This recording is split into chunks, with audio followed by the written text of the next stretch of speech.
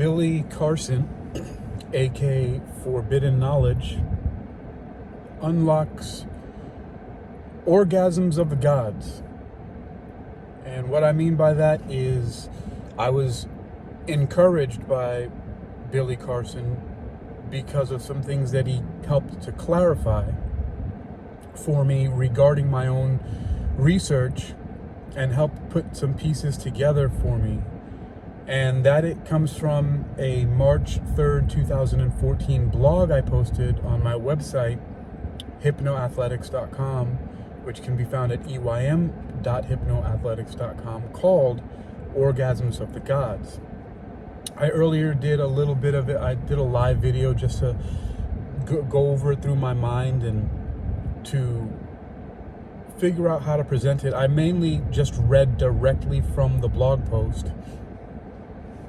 And the two main points that I made, how Billy Carson, aka 4Bidden knowledge, has helped to unlock that, and I say unlocks the Orgasms of the Gods, is because in one of his videos, and I want to preface this and say that I've only recently begun watching Billy Carson's work.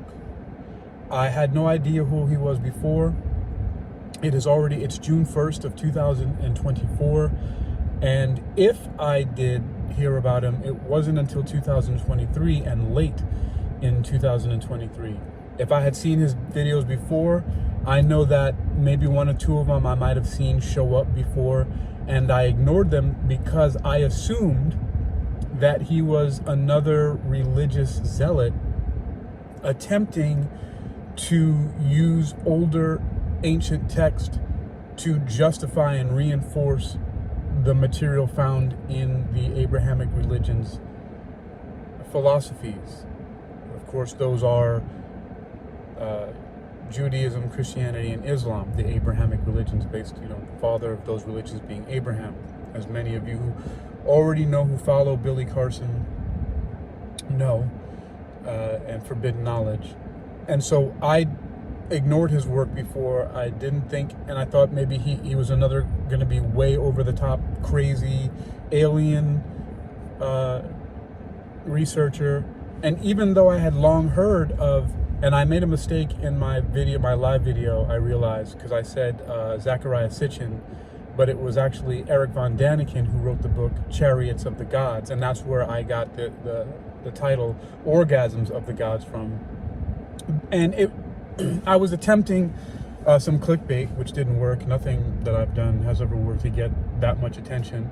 But it has never stopped me from continuing just to put my thoughts and ideas out there, no matter how wrong or scrambled or confused they may have been. One thing about me is that I am persistent and I just don't stop. And, but yeah, so the idea, that was one of them, is that he presented in one of his videos the idea that Genesis, the first book of the Bible, the Christian Bible, it's also the 5 books in Judaism, but Genesis could also mean the generations of Isis. That reminded me of my 2014 March 3rd blog on my website, hypnoathletics.com, that was titled Orgasms of the Gods. And before I get into exactly why, the second thing that really stuck out to me, that as I've been watching over and over many different of 4Bidden knowledge videos on YouTube, and I haven't gotten the book yet, his book, The Compendium of the Emerald Tablet. As you can probably see, I even in my car, I stay with tons of books, always. One of my main websites now is actually called World Reading Club, and I have a very short book list on there. But I don't want to brag too much about my being a nerd with my books, but I will be getting the compendium of the Emerald Tablets, because at first I was a little bit skeptical, and I didn't know if it would be the right text for me to get. I wasn't sure if it was something, but the more and more I listened to Billy Carson, the more I realized, he's done a lot of research, and that's something that I need to add to my collection, because it has become apparent that he's done extensive research comparing side by side biblical and this information from the tablets, and just lots of other research. It reminds me a lot of the stuff that I do, where I have tons of books all the time. I have a 5-foot by 10-foot storage unit in Los Angeles, California that's full of books. I'm in Virginia now. Been down to Florida a few times. I wish I would have known more that Billy Carson was in Florida, or else I would have, the 2 times that I went down at the end of 2023 and in the beginning of 2014, and then I went there again after I went to California, and I would have sought him out. But hopefully there's some stuff he's got coming up that I'll check out. But the other thing that as I was saying, the other thing that Billy Carson really emphasized and continues to emphasize, about the Emerald Tablets, or at least about the ancient civilizations that he talks about, is he separates a lot of the metaphysics related to the beings themselves. Not that he dismisses metaphysics completely, but the metaphysics related to those beings, he makes it clear that they are flesh and being people, flesh and blood beings, people. And he often, I've heard him say several times now, they're people. They put their pants on one leg at a time, just like you and I. And that hit me, especially because then, the idea of the generation of Isis that reminded me of my article, and then that they're flesh and blood beings, people, and then the genetic engineering. And then in one of his videos, he was reading something about how Enki was brought in from the wild, and that was like the last straw that pushed me over the edge to start to realize more and more the direction I need to go into to continue my research, which was encouraging. It reminded me of something that I read in this book from 2020, The Anunnaki Connection, by Heather Lynn. And I believe his book was 2019. He's before that, before a lot of other research. I made a comment on one of his videos too, that a lot of the stuff that I've heard him say was also in this book called The Gods of Eden, by William Bramley. And but he's got a completely, William Bramley has stuff in his book that Carson doesn't talk about, and Carson talks about stuff that William Bramley doesn't talk about. And same thing with this book and many of the other ones. That's why I appreciate what he does, and that he researches everything and reads as much as he possibly can,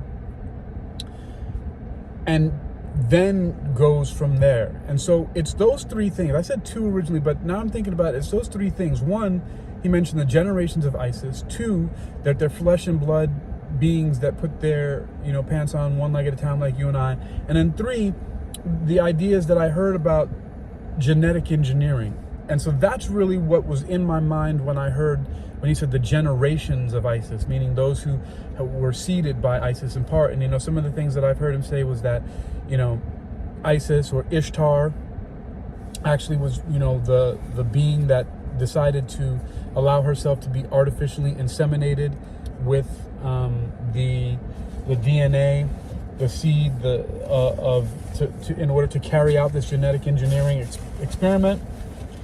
And that's why I feel like the intuition that I had, even though my translations and my sources and the words that I'm talking about didn't,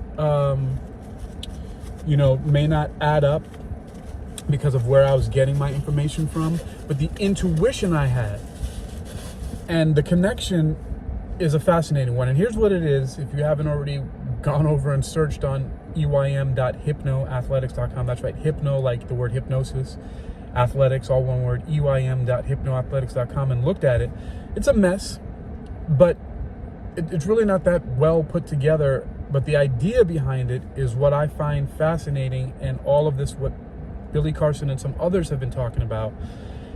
And it's this little piece of forbidden knowledge about the genetic engineering that created humankind. And it's not the angels and ephemeral. Those are not the gods. They were revered as gods, and they allowed themselves to be revered as gods. But they were flesh and blood human beings. They genetically engineered the generations to follow them on earth. Isis, Ishtar, Esther was one of them that allowed herself to be artificially inseminated. And that's why I found it fascinating when it finally hit me after listening to him. That's something that I was onto, and I didn't really quite realize why. And I'm a very impressionable person who can be blown to and from by the winds of change and the voices in the world around there. And it has been very difficult for me to stick to one thing. But now I feel like I'm getting that foothold. I feel like I needed to have all these years of doing these things, this research and writing and blogging and stuff like that. And thank goodness I've kept my websites online for 18 years. Because now I've been able to go back and look at a record of this stuff and see just what the heck I was thinking. But I keep beating around the bush. I want to get to it. The Orgasms of the Gods.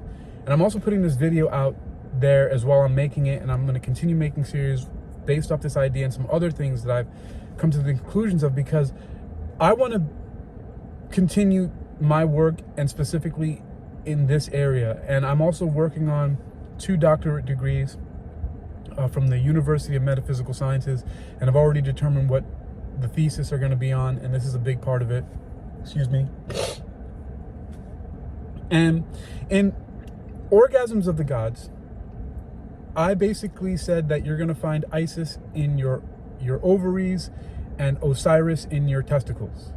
And the reason why I said that was because when I believe that some of the work I was looking from before, some of the books, I was looking at some of the work of Ralph Ellis, who wrote a book called Jesus, Last of the Pharaohs, who was one of the first people's work that I saw that had this idea of reinterpreting the Bible stories. And he went to an older language. He went to the ancient Egyptian, and he started, deciphering the hieroglyphics. And he found all these different connections, that Jesus was royalty, and may have been in a line of pharaohs and related to Cleopatra and all that stuff like that. But it helped me to continue what I like to do with all the defining of words and my work with using thesaurus and things like that. But I also speak Spanish and Brazilian Portuguese, and now I speak I didn't then, but now I speak Mandarin because I lived in China for 5 years. But I noticed that in some languages, the noun comes before the adjective, unlike in English, right? Like we would say a black cat, whereas in Spanish they would say gato negro, so cat black. Same thing in Portuguese, gato negro. And in looking at Genesis, to me it became really apparent that it just said gene Isis, or then the gene of Isis, right? But if you switch that around, just like how we say a black cat, instead if we look at it like cat black, right? Then it becomes Isis gene, right? And the reason why I brought up Ralph Ellis before, because of the interpretation, for some reason I don't know why I had it in my head, it could be wrong that I'm citing that source as this, but that Isis is also Astra, Ishtar, right? Easter, Esther, east, west, all those words derive from that source. But I thought that I knew that Isis was the Greek name for the Egyptian goddess. That's not her original name.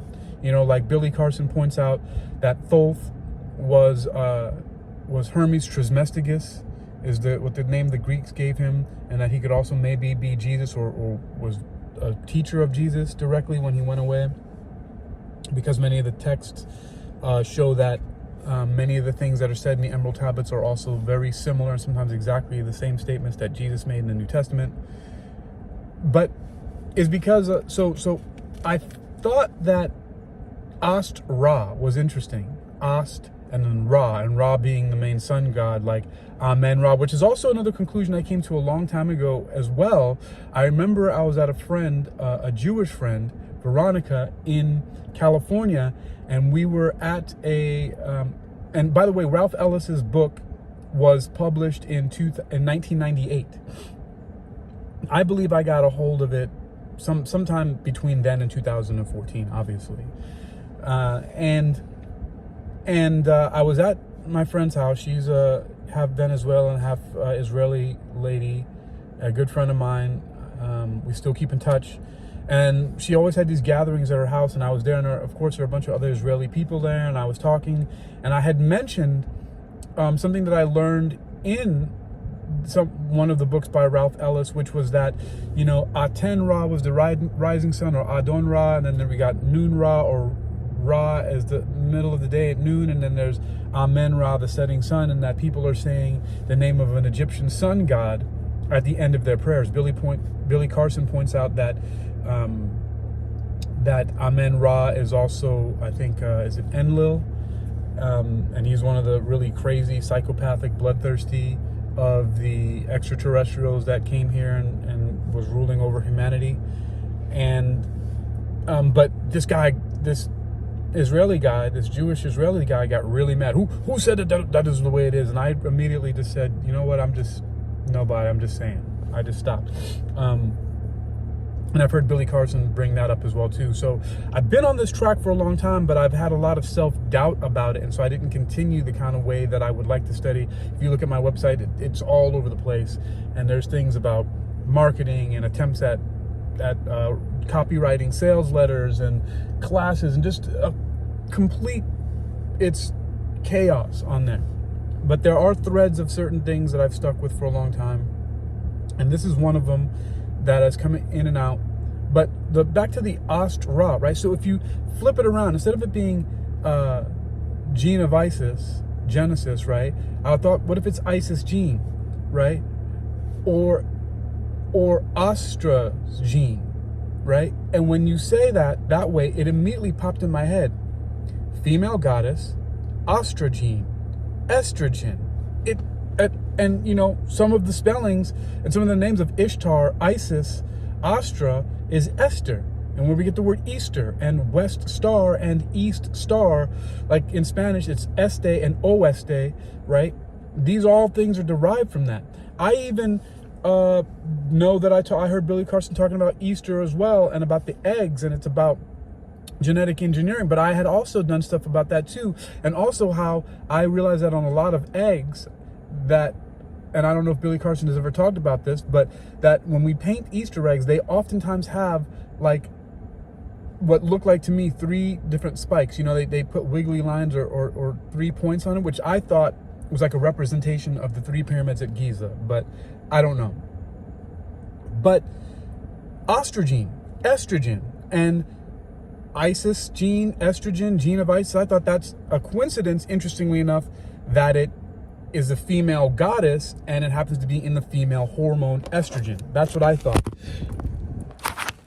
And excuse me there. And so then something popped into my head, because I had just not too long ago seen this appliance company, and many people know about this appliance company. But remember, Astra,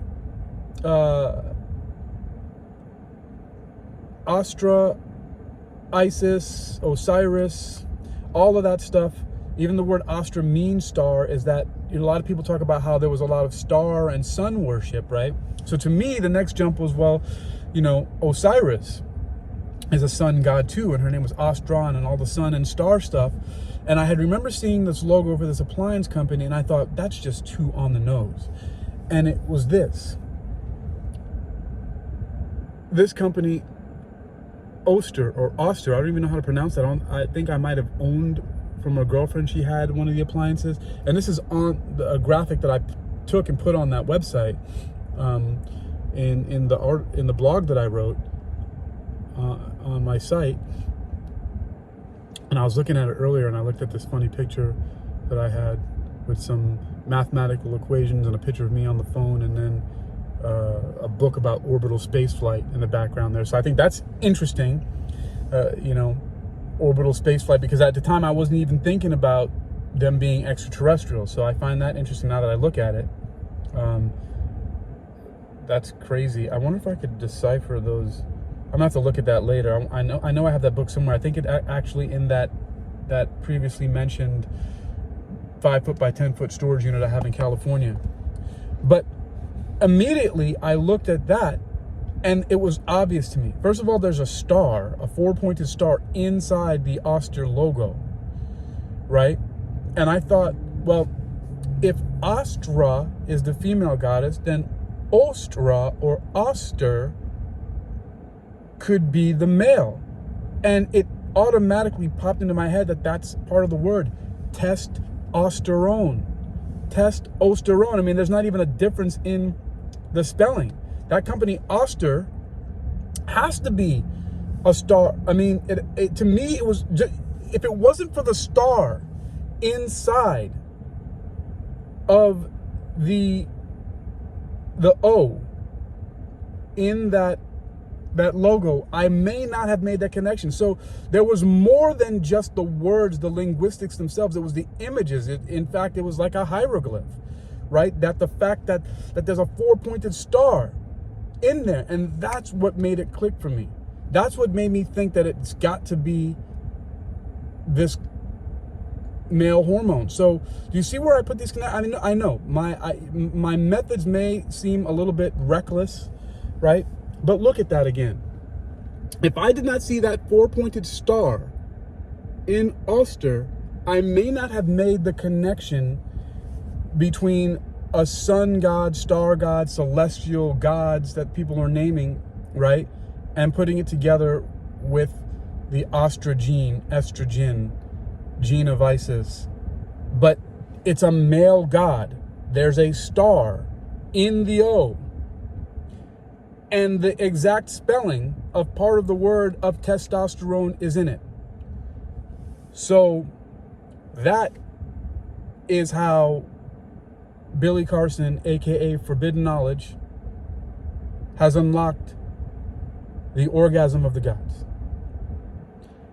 It has been very refreshing and inspiring and very rectifying and regulating and stabilizing for me to get that information, because I've been wrestling with the metaphysical concepts versus the extraterrestrial concepts and attempting to figure out how to bring them together, because there's something I knew, there was something that's being missing. But once I was able to free myself from looking at them as, trying to connect them to angels and why they might have wings and all these other things, which I've been writing and talking about, all these different abilities they have, which I'll still research. But now, coming from this point, what Mr. Billy Carson has helped me to do is to take my mind and put it on that they're flesh and blood beings, people who put their pants on, as he likes to say, one leg at a time, and that did genetic engineering. And then that plus he said the generations of Isis all got me to focus in on that article that I published, that blog that I published on my website, and helped me to realize something incredible, that I've been on the right track. I just have not been as organized and as efficient as he has been in bringing that material together. But he has now provided some guidance, and I'm going to continue looking at his videos and understanding his ideas and going through my own research and moving forward in this direction, because it's a direction I've needed. And I have actually published a 571-page book on Amazon called Excommunicado. It's the letter X dash Communicado, spelled the same way you would spell communicado, but with 2 Ks instead, because I style myself as a science fiction communicator with 2 Ks. Not a long story. I met somebody who's a project engineer for NASA, Christopher Birkenbein, and he's a science communicator, and we've had many hours of talks, and we actually met in person when he was doing some work at Langley Air Force Research Center in Langley, Virginia. Well, not in Langley, Virginia, in Newport News. And we've talked a lot, and I I look up to scientists, especially people who work in, in aerospace and things like that. Even though he's not an astronaut or a NASA scientist, he's a project manager. I look up to people like that. So I thought, this would be a good way to help me start organizing my chaotic thoughts, to start working towards being a science fiction communicator. And a little bit of roundabout, I want to explain that a little bit too, is the reason why is because I had studied a lot of the work of L. Ron Hubbard, who many people would consider him the founder of a cult called Scientology. And I had gotten really deeply mixed up with them a long time ago, where somebody said, oh, you shouldn't get involved with the Church of Scientology, or you better be careful getting involved with the Church of Scientology. And I said, the Church of Scientology needs to be careful getting involved with me. But anyway, L. Ron Hubbard started off as a pulp fiction writer, and then later on started Scientology to become, like this therapist and science of mind, and not science of mind, the Dianetics, the science of the mind, and all that. So he went from being a science fiction guy to somebody who wants to help. Now, there's nothing wrong with that. We can even see some really great examples of that. Like, for example, something similar is Terrence Howard being known for being an actor, famous in Hollywood, but then presenting all of this scientific and this alternative scientific knowledge that people are making fun of and attacking him for. I just watched the whole 3-hour and 9-minute video on Joe Rogan's podcast and published and just embedded the video on my uniquequilibrium.com webpage so that I can go back and look at it over and over again. But, so he went from that and he's presenting this material, but apparently he's been doing it a long time. I decided to go somewhat in the opposite direction. I thought I was going to be like this therapist, and I even went to school and got a degree in clinical hypnosis from America's first nationally accredited college of hypnosis, and I had a lot of really great success with hypnosis and so on and so forth. So I was going in that direction as like this therapist, coach type of thing, and then I decided to change and be a science fiction communicator. I feel like I have more freedom with the ideas to do that, and can speculate a lot more, but also still work alongside and mine ideas from and mix them in with the work from people like Billy Carson and 4Bidden Knowledge and many others in this field, and really come up with some really great things. But now, again, I'm just going to end this. This is coming up on 30 minutes here. Again, I just want to say thank you to Billy Carson, 4Bidden Knowledge, and people like him who are doing the work that they're doing, but especially the way that he's presenting everything is been a guiding light for me, and it's very much appreciated because it's really helped to clarify a lot of things for me, and I can proceed now on a better footing. And so the book that I published is from 2006 until 2013, the beginning of 2013 till about the February 7th of 2013. I stopped there because it was getting too many pages. It was like 571 pages, and I took all that stuff, I imported it into a designer, and then published them on Amazon and made it into a paperback. I'll probably make a hardcover, mostly for myself, because I'm going to then take those books and go through, have a better time going through them, because sometimes, for some reason, it's very difficult for me to do a lot of research purely on screen. I don't know if anybody else has that issue, but that's why I have all these books. There's like 100 books in my car. But then I can better go through it, highlight, outline, and then really condense all that material and really make something really worthwhile out of it. And again, that's something that has been inspired by Billy Carson. He's also come out with a new book as well. And so I'm looking forward to getting that information. So I appreciate people who've stuck around for this 30 minutes and listened to my retelling of these connections that I've made. And I hope that a lot of you will see that I have a lot of stuff to offer to this. Billy Carson even says, hey, communicate with me, reach out to me. You might have seen things or heard things or come up to some conclusions that I haven't. They might be different, but let's join forces. And I like the way that he talks about the community supporting each other rather than a lot of other communities that are running around tearing each other down. So that's it. Thank you again, 4Bidden Knowledge, aka Billy Carson, and many of the other researchers and conscious researchers out there for encouraging me. And I'm going to continue moving forward in this direction. Unlocking Orgasms of the Gods. Find it on eym.hypnoathletics.com. My name is Hakeem Ali Bokus Alexander.